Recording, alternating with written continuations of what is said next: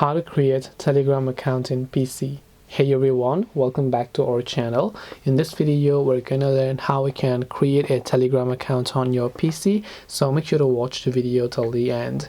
To create Telegram account on PC, just go to web.telegram.org and make sure to log into your account. Then right here you'll find the login by phone number option, so just click on the login by phone number.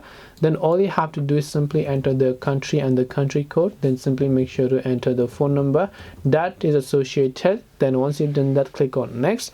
Then we'll send the verification code, and if you have already registered, that's perfectly fine. If you haven't registered, it will take you to the option where you can simply enter your name and emails and so on, so that you can finish signing up for Telegram.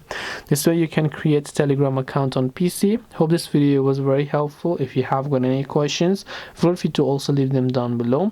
Thank you for watching till the very end of this tutorial, and see you soon in the next video.